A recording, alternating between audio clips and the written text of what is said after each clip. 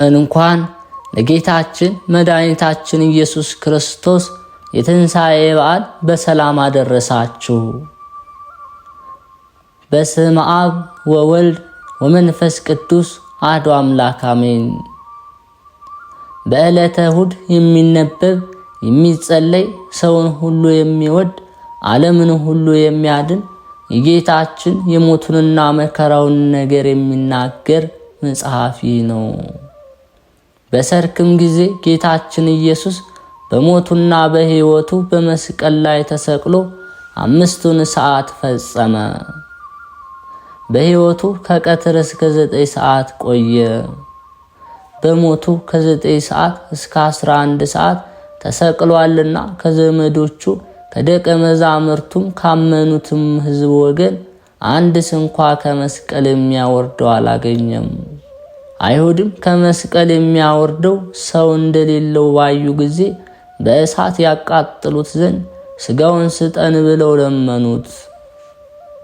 ጌታችን ኢየሱስ ክርስቶስ ጠላቶቹ በስተዋልና ስለ ክፉ ሥራቸው ስለ ነቀፍኳቸውና ምስክር ስለሆንኩባቸው እኔን ዓለም ሰው ይጠላኛል ብሎሱ በሕይወቱ እንደተናገረ ዳግመኛም እኔን የጠላ አባቴን መጥላቱ ነው ብሏልና ሌላ ሰው ያልሰራውን ሥራ ያልሰራችሁትስ ቢሆን በዳኑ ነበር፣ ዕዳም ባልሆናቸው ነበር።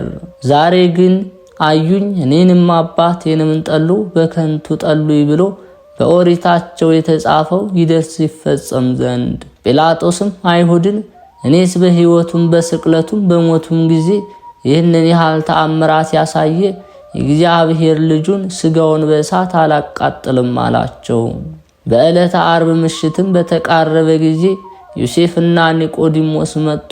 እንደ ጲላጦስም ገብተው ረዳት የሌለው መጻተኛ እንግዳ የሚሆን ኢየሱስ ክርስቶስን ሥጋ ስጠን ብለው ለመኑት።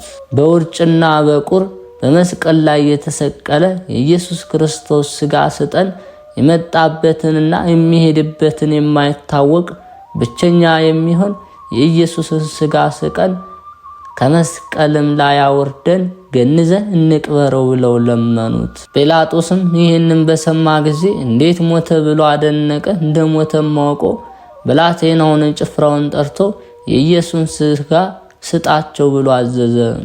እሊህም ጌታችን ወደ ተሰቀለበት ቦታ ሄደው ሰገዱለት። የተቸነከረባቸውንም የብረት ችንካር ከእጆቹና ከእግሮቹ ከደረቱም ነቅለው አወጡት። ከመስቀሉም ጋር የታሰረበት የወገቡን ገመድ ፈቱ። ከዚህ በኋላ ጌታችን ኢየሱስን ከመስቀል ላይ ያወረዱት። ከመስቀልም ባወረዱት ጊዜ በደሙና ባጥንቶቹ በቁስሉ ፈጽሞ ሳይነዋወጥ ተኛ። ስለኛ በሞት ዓይኖቹ እንደተሸፈኑ ባዩ ጊዜ፣ ስለኛ ጆሮቹም በሞት እንደተዘጉ ባዩ ጊዜ፣ ስለኛ በሞት አንደበቱ ዝም እንዳለ ባዩ ጊዜ፣ ስለኛ እጆቹና እግሮቹ እንደታሰሩ ባዩ ጊዜ ሞትን ድል የምትነሳ ጌታ ሆይ ተኛህን ወይስ ሞትን ባንተ ላይ እንደምን ሰለጠነ እያሉ አለቀሱ። ከሞተም በኋላ በ3ኛው ሰዓት ሕያው እንደመሆኑ የጌታችን ኢየሱስ ክርስቶስ ዓይኖቹ ያንን ጊዜ ግልጽልጽ አሉ። ዓይኖቹም በተገለጡ ጊዜ ዮሴፍና ኒቆዲሞስ ደነገጡ። ከክቡር ሥጋው በድን በሰሙት በሦስቱ ምስጋናዎች አመሰገኑት። እሱም ብዙ ነገር ነገራቸው። ዳግመኛም እስከ ትንሣኤ ቀን ድረስ በሞት ዓይኖቹ ተሸፈኑ። ጌታችን ኢየሱስ ክርስቶስ ዮሴፍና ኒቆዲሞስ ሰው ባለበሰው አዲስ ግምጃ ሻሽ ገነዙት። በሚገንዙትም ጊዜ እንደ አይሁድ ሥርዓት ከሽቶና ከከርቤ ጋር በሰበን ጠቀለሉት። ይህም ኒቆዲሞስ አስቀድሞ ሌሊት ወደ ጌታ ሄዶ መምህር ሆይ ታስተምር ዘንድ ከእግዚአብሔር ተልከህ እንደመጣህ እናምናለን ያለው ነው። እግዚአብሔር በሕልውና ሳለ ካንተ በቀር አንተ የምትሰራውን ሌላ ሰው የሚሰራ የለም። ጌታችንም የሞቱና የስቅለቱን ነገር ገለጠለት። ሙሴ የምድር አረዌን በበረሃ እንደሰቀለው የሰው ልጅም እንዲሁ ይሰቀል ዘንድ አለው። ይህንንም ገለጠለት። በሱ ያመነ ሁሉ እንዳይጎዳ ለዘላለሙ ይድናል እንጂ እግዚአብሔር አንድ ልጁን ለሰው ቤዛ አድርጎ አሳልፎ እስከ መስጠት ደረሰ።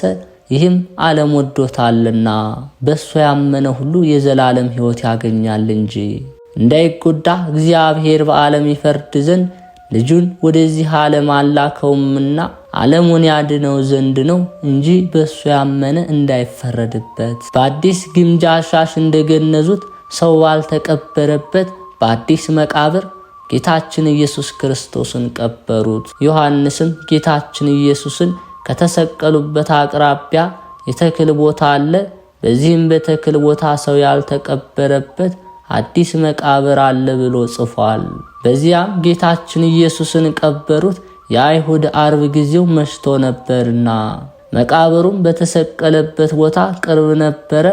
መቃብሩንም በታላቅ ድንጋይ ገጥመውት ሄዱ። ያም ቀን ለቀዳሚት አጥቢያ አርብ ማታ ነበር። ከገሊላ የተከተሉት ሴቶቹም ስጋውን እንደምን እንደተቀበረ መቃብሩን አዩ። ጌታ ኢየሱስን መጠን ያለው መቃብር እንደምንም እንደወሰነውና እሱ በሰማይ በምድር የመላ ሲሆን እንደ ሙታን እንደምን እንደተወሰነ ተመለከቱ። ዮናስ በአንበሪ በጉማሬ ሆድ 3 መዓልትና 3 ሌሊት እንዳደረ የሰው ልጅም በመቃብር 3 መዓልት 3 ሌሊት ያድራል ብሎ የተናገረው ቃሉ እውነተኛ ነውና ድንቅ በሚሆን በመቀበሩ ሙስና መቃብርን አጠፋልን።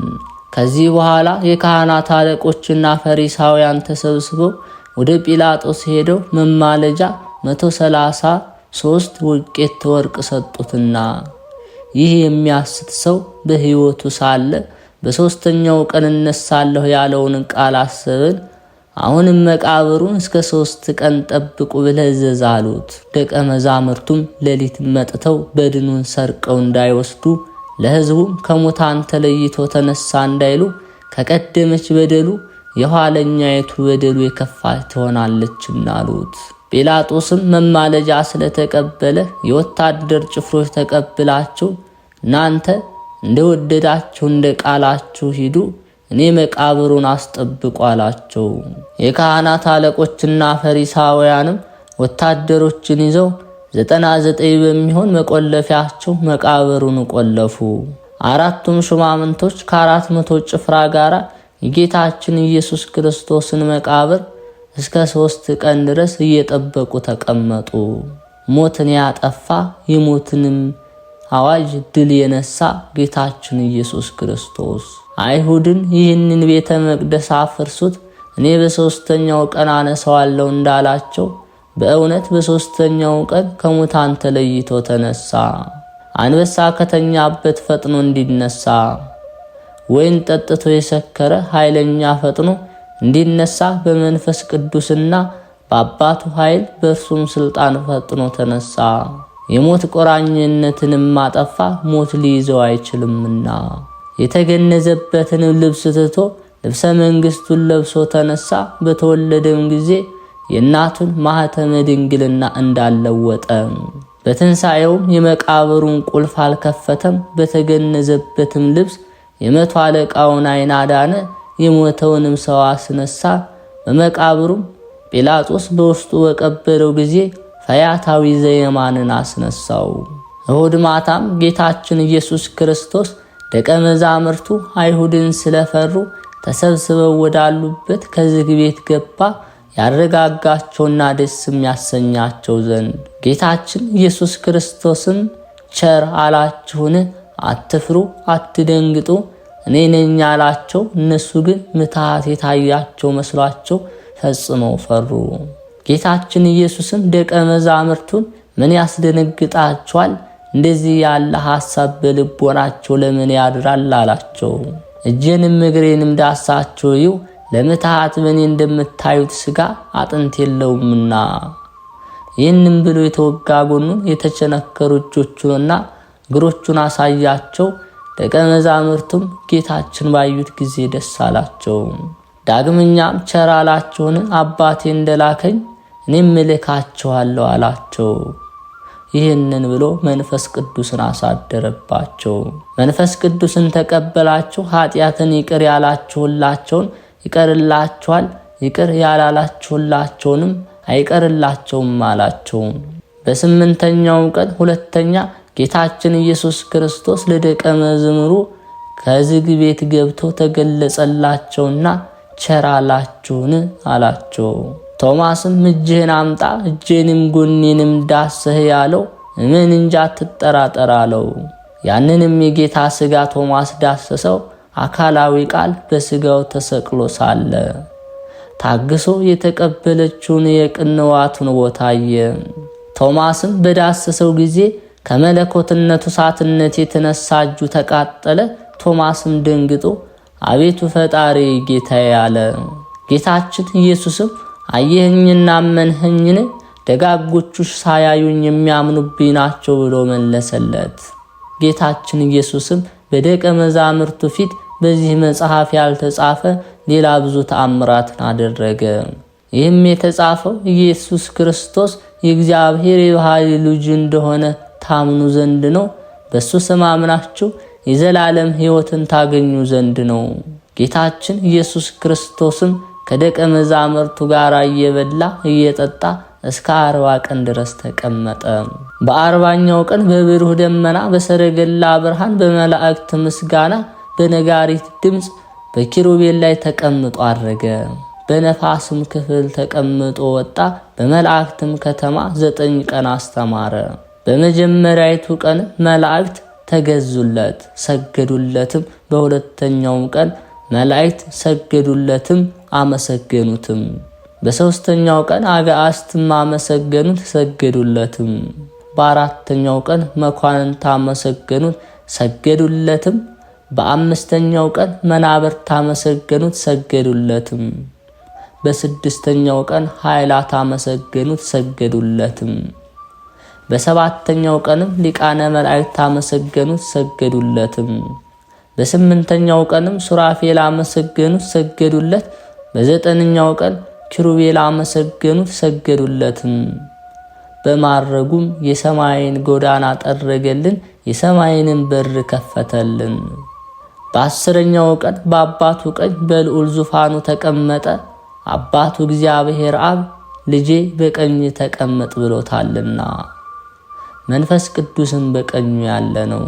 በጌትነቱ ወደ ሰማይ እንዳረገ ዳግመኛም በጌትነቱ በአባቱም ጌትነት ይመጣል፣ በመንፈስ ቅዱስም ጌትነት ይመጣል። ብዙ የብዙ የሚሆኑ በመላእክት የተመሰገነ በሰማይ ደመና ይመጣል። መብረቅ ከምስራቅ እስከ ምዕራብ አንድ ጊዜ እንደሚታይ ይመጣል። ከመስቀሉም ከችንካሩም ከእሾህም አክሊል ጋራ በተወጋችበትም ጦር ጋራ ሐሞትንም ከጠጣበት ጋራ የተቸነከሩ የእጆቹም የእግሮቹም ደም እየፈሰሰ የተወጋ ጎኑም ደም እየፈሰሰ ለዘላለም የሚሆን ቸርነቱን ለመፈጸም ይመጣል። ጌቶቼ አብ መንፈስ ቅዱስ ሆይ አደራ እላችኋለሁ። እመቤቴ ማርያም አንቺንም ማልድሻለሁ፣ ቃል ኪዳንም ግቢልኝ እልሻለሁ። በነፍሱና በሥጋው በተቀበላቸው መከራዎች ሁሉ በመቸንከሩ የሾህ አክሊል ተቀዳጅቶ በመሰቀሉ በሞቱም ወደ ሲኦል በመውረዱ በጦር በመወጋቱ ጌታችን ኢየሱስ ክርስቶስ በመቀበሩ ኃጢአቴን ሁሉ ይቅር ትሉኝ ዘንድ ከኃጢአቴም ሁሉ ፍዳ ታድኑኝ ዘንድ ለዘላለሙ አሜን። መስቀልን ታግሰህ በመስቀል ላይ 5 ሰዓት የቆየህ ክርስቶስ በሕያው ሥጋህና በሞተ ሥጋ ለአይሁድ 40 ዘመን እንደሰጠ የንስሐ ዕድሜ ስጠኝ፣ በድንገትም አትግደለኝ። ክርስቶስ ሆይ በፍቅርህ ከአይሁድ ፍቅር የተለዩ ወገኖች ወልድ ከመስቀል ጋር የተቸነከረና የተሰቀለ ሆኖ እንዳያድር ከጲላጦስ ዘንድ ሥጋህን ለማውረድ ለመኑ። ባወረዱህም ጊዜ በምስጋና ቃል ከመስቀሉ ወርዶ ለሁሉ ሕይወትን አደረጋሉ። በዋግራ ሽቶና በከርቤ ገርዜን በሚባል ልብስም ሙታን እንደሆኑ እንደ አይሁድ ሕግ የገነዙ የታመነ ሟች ስትሆን ዓይኖችን የገለጥህ ፈጣሪ ክርስቶስ ሆይ በምዕራብ ቦታ አስቀምጠኝ፣ ኩነኔና ደይን በዚያ የተዘጋጀ ነውና። በምዕራብ ቦታ አታስቀምጠኝ፣ ኩነኔና ደይን በዚያ የተዘጋጀ ነውና። 2 የሆኑ የኦሪት ጻድቃን በታች ወዳለ ወደ መሬት አውርደህ የቀበሩ በዮሴፍ ተክል ቦታ የታነጸ መቃብር 3 ክንድ ሲሆን እንዴት ቻለ? እስከ ትንሣኤህስ ድረስ በውስጡ እንዴት ተኛ? የሚያስፈራ የአንበሳ ልጅ በኃይሉ እንዲነሳ ከጣፈጠ ከወይኑ መጠጥም የተነሳ ኖህ እንደነቃ በሰላም ከሞት በኋላ የተነሳ ደም በደም ይነጻልና አቤቱ በሽተኛ የምሆን የኔ የባሪያህን ደም በደም አንጻ። በታላቅ ምስጋና ያረግህ የሚያቃጥል የአየር ሰዓትም እርግጥህን ያልከለከለ በአራተኛው ሰማይ ውስጥ የምትኖር ክርስቶስ ባለቀስከው ለቅሶ ሀገርን ባየሃት ጊዜ በደለኛ ሰው የምሆን እኔን በማዬ ንስሐ አጠበኝ ከኃጢአትም አንጻኝ። ፍጹም በሆነ በመንፈስ ቅዱስ ቀኝ ሳለ በግራዬ አይደለ በተለየ አብ ቀኝ የተቀመጥ አቤቱ ዓለም እንደሚሰጥ አትሰጥምና የሥጋና የነፍስ መድኃኒትን ዛሬ ስጠኝ። በአንተ ምስጋና በአብ ምስጋና ኗሪ በሆነ በመንፈስ ቅዱስ ምስጋና በብዙዎች መላእክት ምስጋና የምትመጣ መስቀል ትከሻ የማይችለው ክርስቶስ ሆይ አቤቱ ነፍሴን ወደ ብርሃን ቦታ አሳርፋት። ግዙፍ የሆነ በሥጋዊ ሕይወቴም ላይ ጥፋትን አታሳየኝ። ፈጣሪ ሆይ በብዙ መመታትህን ቁጥር ላንተ ምስጋና ይገባሃል። ፈጣሪ ሆይ በብዙ መጸፋትህ ቁጥር ላንተ ምስጋና ይገባል። ፈጣሪ ሆይ በብዙ መገረፍህ ቁጥር ላንተ ምስጋና ይገባል። ፈጣሪ ሆይ በብዙ መከራ ቁጥር ላንተ ምስጋና ይገባል። ሞትን የተቀበልህ ንጉሴ ሆይ ላንተ ምስጋና ይገባል። ጌታ ኢየሱስ ክርስቶስ ሆይ ኃጢአቴን አስተስርልኝ፣ በደሎችንም አጥፋ። የኔ ባሪያህን የዕለት ጠላቶችንና ጥንተ ጠላቶችን አስታግስልኝ። ለዘላለሙ በእውነት ይሁን በእውነት ይደረግልኝ። የክርስቶስ ቤተሰቦች ከዚህ በመቀጠል በቅድስት ቤተ ክርስቲያናችን በዕለተ እሁድ የሚጸለየውን የሚነበበውን የቤተ ክርስቲያናችን መጽሐፍ ግብረ ሕማማት እናሰማለን። ፈጣሪያችሁን እግዚአብሔር እንደሆንኩ ያለኔም ሌላ ፈጣሪ እንደሌለ ወቁ። እኔ እገድላለሁ፣ አድናለሁ፣ እገርፋለሁ፣ ይቅርም እላለሁ፣ ከእጄ የሚያመልጥ የለም። እጄን ወደ ሰማይ አነሳለሁና እኔ ለዘላለሙ ሕያው ነኝ ብዬ በቀኝ እምላለሁ። ሰይፌን እንደ መብረቅ እስላታለሁ፣ እጄም በፍርዴ ትጸናለች። ለጠላቶቼ ፍዳችሁን እከፍላቸዋለሁ፣ ጠላቶችንም እበቀልላቸዋለሁ። ፍላጻዎችን በደማቸው አሰክራቸዋለሁ፣ ሰይፌም ስጋቸውን ትበላለች። ከተማረኩትና ከተገደሉት ደም ከጠላት አለቆች ራሶች ልዑላኑ ሁሉ በአንድነት ደስ ይላቸዋል። እግዚአብሔር መላእክት ሁሉ ይሰግዱለታል፣ ወገኖች ከወገኖቻቸው ጋር ደስ ይላቸዋል። እግዚአብሔር ልጆች ሁሉ ከሃሊ ነው ይላሉ፣ የልጆቹን ደም ይበቀላልና። ለጠላቶቹም ፍዳ ያመጣባቸዋል፣ ጠላቶቹንም ይበቀልላቸዋል። እግዚአብሔር ለሕዝቡ ምድርን ያነጻል፣ ኢየሩሳሌም ብርሃንሽ ደርሷልና። እግዚአብሔር ብርሃን ወጥቶልሻል አብሪ። እነሆ ምድርን ጨለማ ሸፈናት፣ አሕዛብም ጽጋግ ሸፈናቸው። ላንቺ ግን የእግዚአብሔር ብርሃን ጌትነቱም እንሆ ተገለጠልሽ። ነገሥታቱም በብርሃንሽ ጸንተው ይኖራሉ፣ አሕዛብም በጸዳልሽ። ዓይኖችሽን አንስተሽ የከተማሽን ዙሪያ ተመልከቺ። ሴቶች ልጆችሽና ወንዶች ልጆችሽም እንደተሰበሰቡ አዩ። እጆችሽንም ሁሉ ከሩቅ ይመጣሉ፣ ሴቶች ልጆችሽም በጫንቃቸው ተሸክመው ያመጧቸዋል። ያን ጊዜም አይተሽ ትፈሪያለሽ። የአሕዛብ ሀገሮች ባለጸግነት ሁሉ ወደ አንቺ ይመለሳልና ልቦናሽ ይደነግጥብሻል፣ የደስታ ድንጋጤ። የግመሎችን መንጋዎች ያመጣሉ፣ የምድያም የኤፋ ግመሎችን በሮችሽን ይሸፍናሉ። ከሳባም ወርቅን ነጭ ዕጣን ያመጣሉ፣ ከእግዚአብሔር የተገኘ ድህነትን ይናገራሉ። የቄዳርም በጎች ይሰበሰባሉ፣ የናቤንዮንም ጊደሮች ለመሥዋዕት ያመጣሉ። በመሠዊያውም የተመረጠ መሥዋዕት ያቀርባሉ። ጸሎት የሚጸለይበት ቤት የሚከብራል። ሰማይን ፈጥሮ ያጸናው ምድርን በኋላ ያጸናት፣ በውስጧም ያለውን ሁሉ በውስጧ ላሉ ለአሕዛብ ዕውቀትን በሷ ላይ ለሚኖሩ ሰዎች ልቦናን የሚሰጣቸው ፈጣሪ እግዚአብሔር እንዲህ አለ። በእውነት የጠራሁ በእጄ ያስኩ ፈጣሪ እኔ እግዚአብሔር ነኝ። አጸናሃለሁ፣ ሕግህንም ለልጅ ልጅ ሰጣሃለሁ። ለአሕዛብም ብርሃን መምህር አድርገሃለሁ። የዕውሮችን ዓይን ታበራለህ፣ የታሰሩትንም ከእስራት በጨለማ የሚኖሩትንም ከግዞት ቤት ታወጣቸዋለህ። ፈጣሪህን እግዚአብሔር ነኝ። ስሜ እንደዚህ ነው። ክብሬን ለሌላ ምስጋናዬን ለጣዖት አልሰጥም።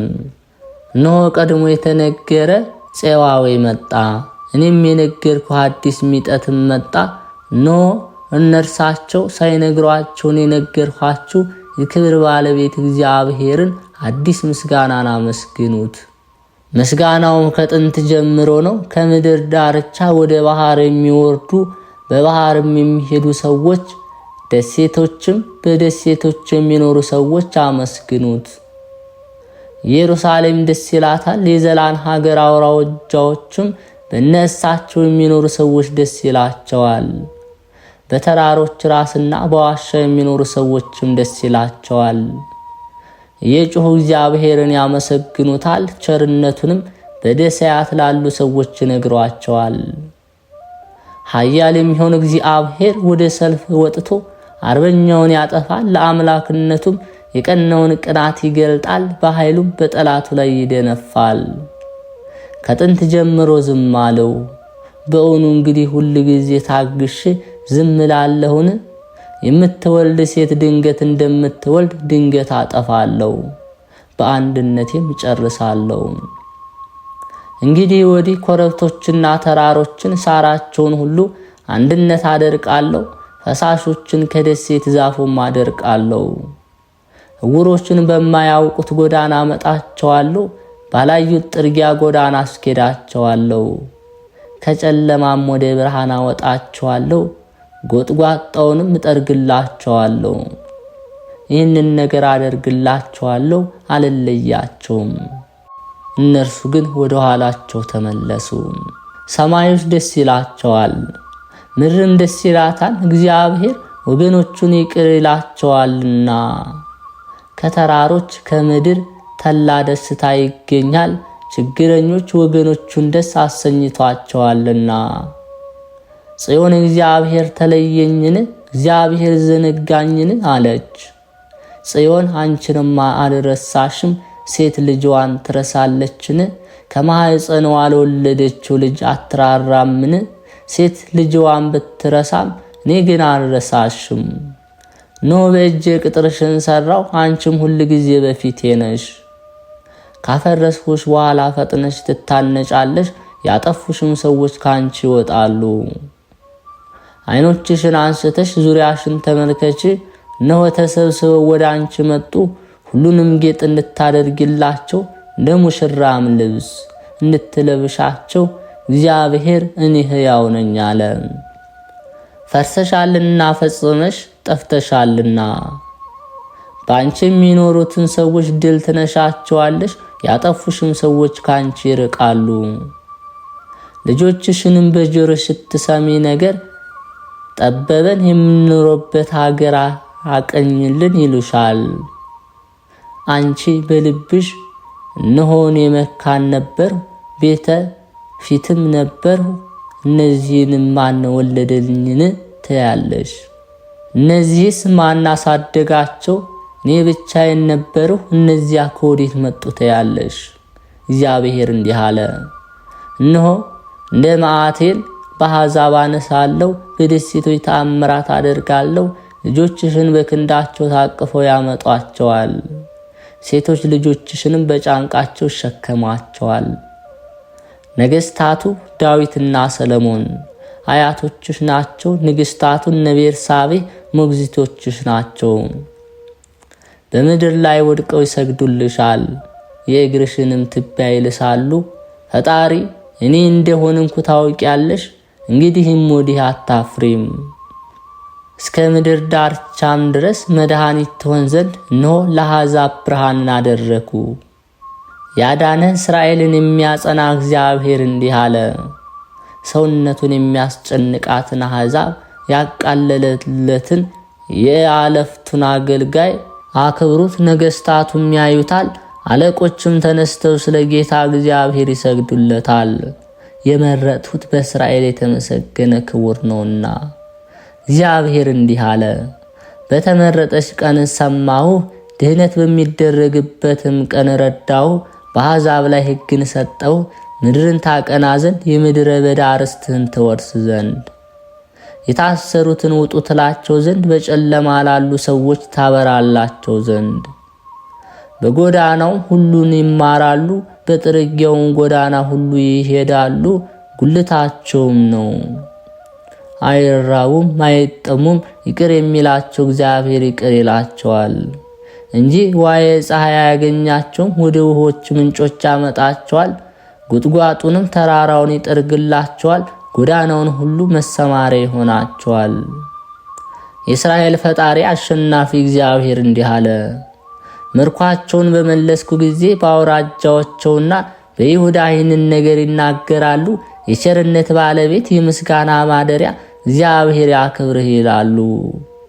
በይሁዳ ሀገሮች በአውራጃችሁ ሁሉ አንድነት የሚኖሩ አራሾች መንጋቸውን ነድተው ይሄዳሉ። የተጠማችውን ሰውነት ሁሉ አርክቻለሁና የተራበችውንም ሰውነት ሁሉ አጥግቢያታለሁና። ስለዚህ ተኝቼ ነቃው፣ ራእይም አየሁ፣ እንቅልፌም ደስ አሰኘኝ። ስለዚህ እነሆ የእስራኤልን ወገኖችና የይሁዳን ወገኖች በሰው ዘርና በእንስሳ ዘር መካከል የምትበተንበት ወራት ይመጣል ይላል እግዚአብሔር። እግዚአብሔር አፈርሳቸው ዘንድ መከራም ማመጣባቸውን ዘንድ በእነርሱ እንደተጋው እንዲሁም ሁሉ እሰራቸው ዘንድ እተክላቸው ዘንድ እተጋለው። አሁንም ክርስቶስ ከሞቱ ሰዎች ሁሉ አስቀድሞ ተነስቷል። ሞት በመጀመሪያው ሰው ሆኗልና በሁለተኛው ሰው ትንሣኤ ሙታን ሆነ። በአንዱ አዳም ሁላችን እንደምንሞት እንዲሁም በክርስቶስ ሁላችን እንነሳለን። ሰው ሁሉ በየሥርዓቱ ይነሳል። መጀመሪያ ከሙታን ተለይቶ የተነሳ ክርስቶስ ነው። ከዚህ በኋላ በክርስቶስ ያመኑ እሱ በሚመጣበት ጊዜ ይነሳሉ። እግዚአብሔር አብ መንግሥቱን እጅ ባደረገ ጊዜ ገዢ ሁሉ ንጉሥም ሁሉ ኃይልንም ሁሉ በተሻረ ጊዜ ያንን ጊዜ ፍጻሜ ይሆናል። ጠላቶቹ ሁሉ ከእግሩ በታች እስኪወድቁ ድረስ ይነግስ ዘንድ አለውና። ከዚህ በኋላ የመጨረሻው ጠላት ይሻራል፣ ይሄው ሞት ነው። ሁሉን ከእግሩ በታች አስገዝቶታልና። ሁሉን የሚገዛለት ዘንድ ሳለ ግን ሁሉን የሚያስገዛለት በቀር እንደሆነ የታወቀ ነው። ፍጥረት ሁሉ ከተገዛለት በኋላ ያን ጊዜ ወልድን ሁሉን ላስገዛለት ይገዛል፣ በሁሉ ከሁሉ በላይ አንድ ጌታ ይሆን። ያለዚያማ እንደምን ያጠምቃሉ? ሙታን እንዲነሱ አይደለምን? ሙታን የማይነሱ ከሆነማ ለምን ያጠምቃሉ? እንግዲህ እኛስ ሁል ጊዜ መከራ ስለምን እንቀበላለን? ለምንስ እንሞታለን? ወንድሞቻችን የምንመካበትን በጌታችን በኢየሱስ ክርስቶስ ያለን ተስፋ ነው። በእውኑ በኤፌሶን ከአውሬ ጋር የተጣላው ለሰው ብዬ ነውን? ሙታን የማይነሱ ከሆነ ከእንግዲህ ምን ይጠቅመኛል? እንብላ እንጠጣ፣ ነገ እንሞታለን።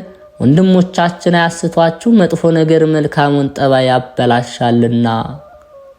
ለጽድቁ ትጉ፣ አትሳሳቱ፣ እግዚአብሔርን የማያውቁ ሰዎች አሉና።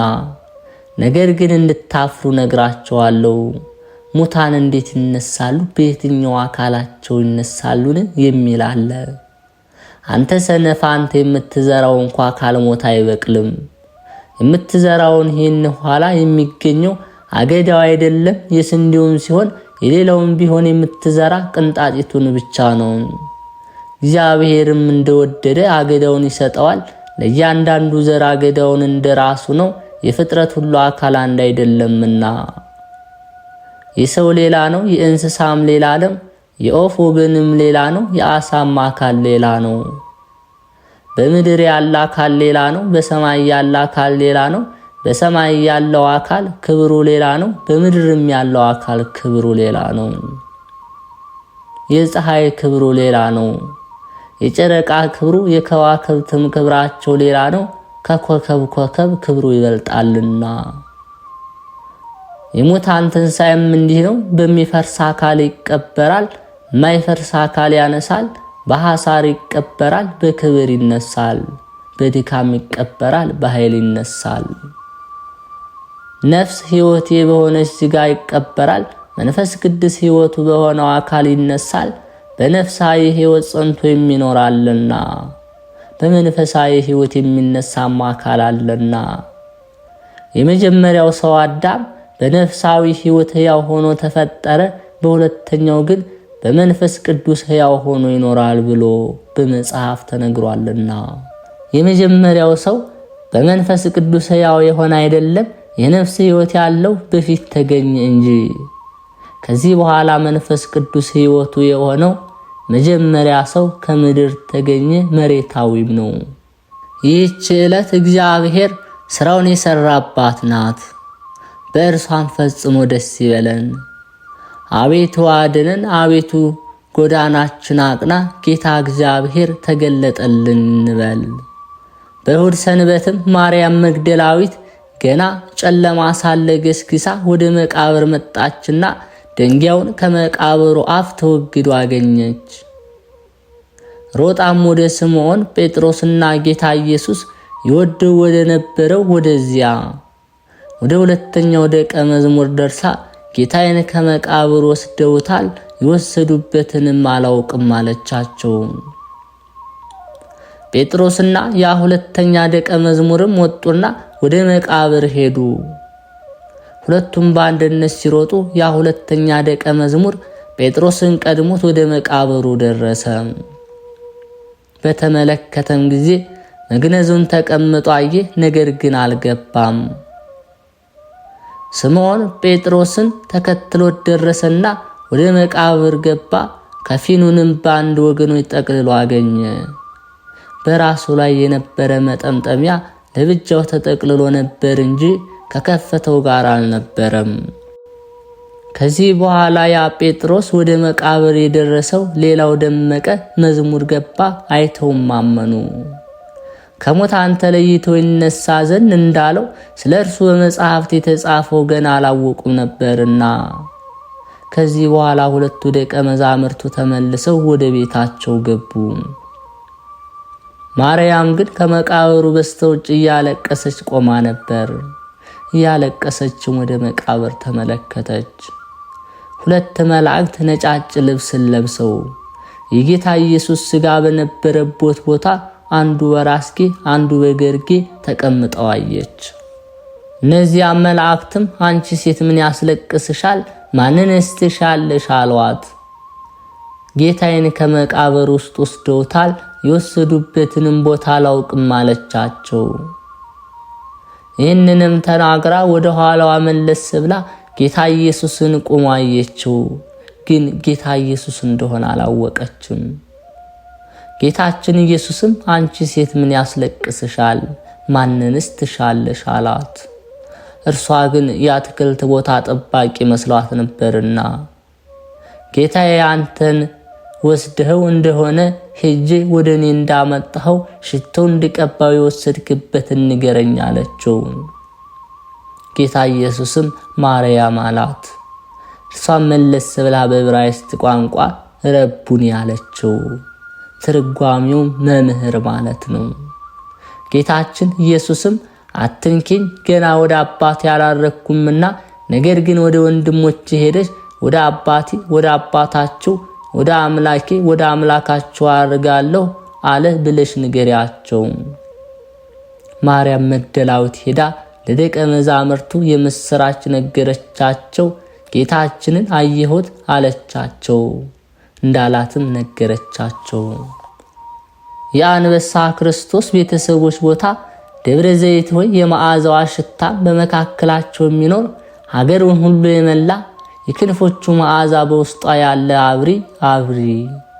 ከሙታን ተለይቶ ተነስተው አዳምን ወደ ገነት የመለሰው የመድኃኒታችን የክርስቶስ የትንሣኤው ብርሃን ወጥቷልና ክቡራን ሐዋርያት አብሩ። ሽቶ የተሸከማችሁ ሴቶች ሽቷችሁን ይዛችሁ አብሩ።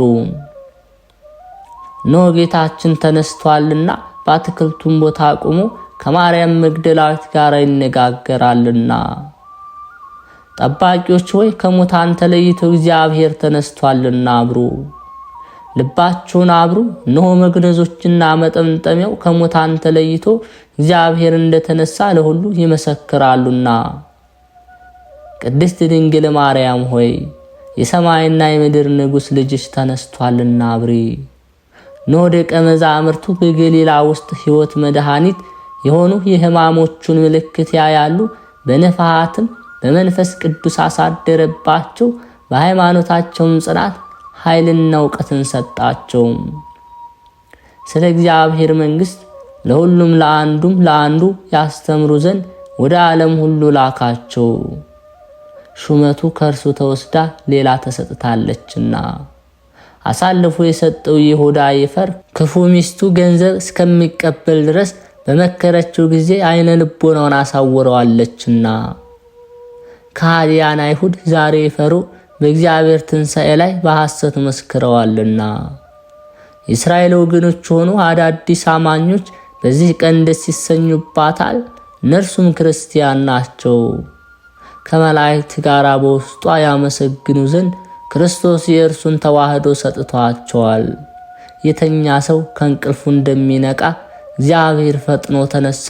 ጠላቶቹ የሆነ የከሃዲያንን አይሁድን በተነ። በሰማያት የሚኖሩ መላእክት ያመሰግኑሃል። አንተ መምህራችን የሰማይና የምድር ንጉሥ ነህና። የተመሰገነ አንተ ጌታ ኢየሱስ ክርስቶስ ተነስተህ አድነህናልና እያልን ስለዚህ አሰምተን እናመሰግንሃለን። ክብር ምስጋና ጽንዕ ለዘላለም የሚገባህ እግዚአብሔር ስምህ የተመሰገነና የከበረ ይሁን። እኛንም በምህረትህ በይቅርታ ማረን፣ ይቅርም በለን ለዘላለሙ አሜን።